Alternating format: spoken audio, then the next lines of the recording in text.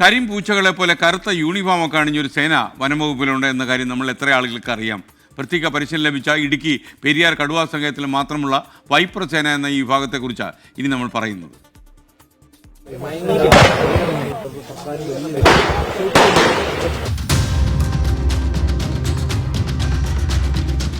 വണ്ടിപ്പെരിയാറിൽ മയക്കുവെടി കൊണ്ട കടുവ ഡോക്ടർക്ക് നേരെ കുതിച്ചു ചാടിയപ്പോൾ ഒരു നിമിഷം പോലും ചിന്തിക്കാതെ സുരക്ഷ ഒരുക്കി മുന്നോട്ട് നീങ്ങിയ കറുത്ത യൂണിഫോംധാരികളെ ആരും മറന്നിട്ടുണ്ടാവില്ല. അവരാണ് പെരിയാർ കടുവാ സങ്കേതത്തിലെ ആ പ്രത്യേക വൈപ്പർ ടീം.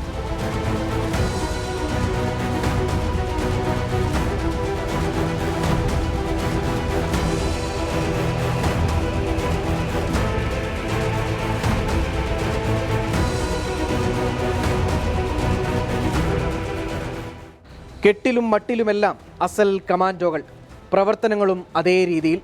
2017 പെരിയാർ കടുവാ സങ്കേതത്തിലെ വൈപ്പർ സേന രൂപീകരിച്ചത്.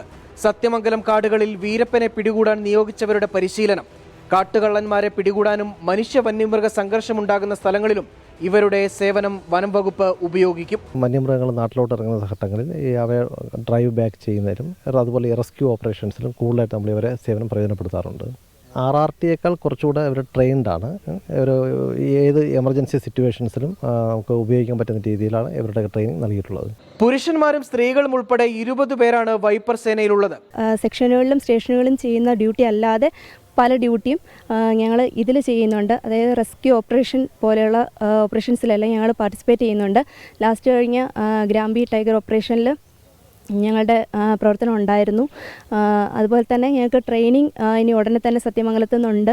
അപ്പോൾ അത് ട്രെയിനിങ് കഴിയുമ്പം എല്ലാ കാര്യങ്ങളിലും നമുക്ക് ഇവരുടെ കൂടെ ചേർന്ന് തന്നെ നമുക്ക് ചെയ്യാൻ സാധിക്കും. കടുവാ സങ്കേതത്തിലെ മറ്റു ജോലികൾക്കൊപ്പമാണ് ഈ ദൗത്യവും.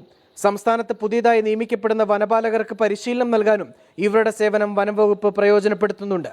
രാഹുൽ വിജയൻ, 24 ഇടുക്കി.